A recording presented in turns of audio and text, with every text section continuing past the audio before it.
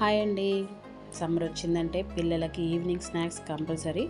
దానికోసం నేను ఈ బంగాళదుంపలతో ఫ్రెంచ్ ఫ్రైస్ చేద్దాం అనుకుంటున్నానండి. మరి చూసేద్దామా?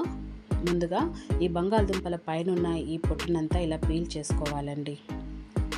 సమ్మర్ వచ్చిందంటే పిల్లలకి ఈవినింగ్ స్నాక్స్ కంపల్సరీ ఇంట్లోనే ఉంటారు కాబట్టి కంపల్సరీగా చేసి పెట్టాల్సిందే.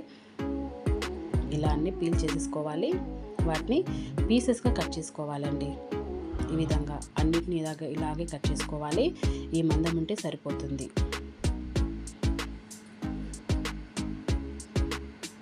ఇలా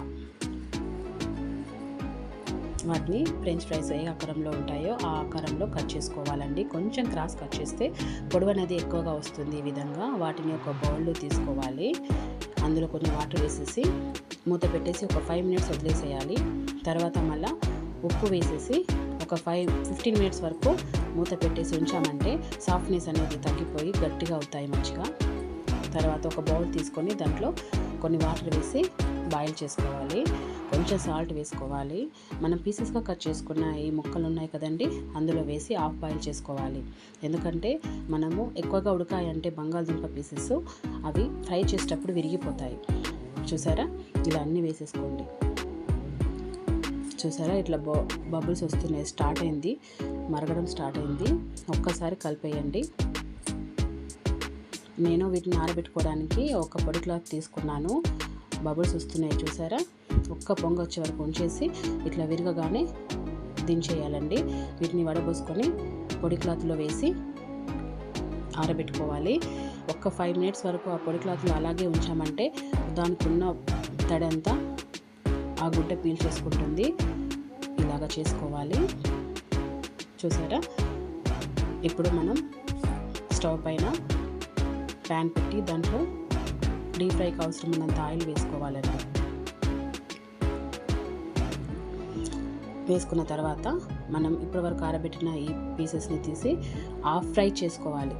ఎందుకంటే మరోసారి ఫ్రై చేస్తే క్రిస్పీనెస్ అనేది ఎక్కువగా వస్తుంది. ఇలా హాఫ్ ఫ్రై చేసుకోవాలి. చూసారా? ఈ విధంగా ఒక్కసారి ఫ్రై చేసి తీయాలండి అన్నిటినీ.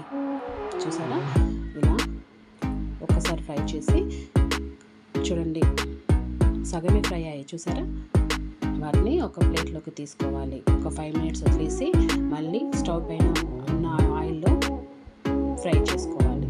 ఇప్పుడు కొంచెం బ్రౌనీస్ వచ్చే వరకు ఫ్రై చేయాలండి. ఇలా చిన్న మంట పైన ఫ్రై చేసుకోవాలి. దీనివల్ల క్రిస్పీనెస్ అనేది ఎక్కువగా వస్తుంది. సో చూసారా ఎంత మంచి కలర్ వచ్చిందో? ఈ విధంగా అన్నిటిని ఇలాగే ఫ్రై చేసుకోవాలి. చాలా బాగున్నాయి కదా, పిల్లలు ఇష్టంగా తింటారు. వీటిని ఒక టిష్యూ పేపర్ ఉన్న ప్లేట్లోకి సర్వ్ చేసుకొని వదిలేసేయాలి. వాటిని ఒక గిన్నెలోకి తీసుకొని దాంట్లో చూసారా ఎంత క్రిస్పీగా వచ్చాయో? కారం, ఉప్పు వేసేసి మిక్స్ చేసుకోవాలి. తర్వాత సర్వింగ్ ప్లేట్లోకి సర్వ్ చేసుకోండి.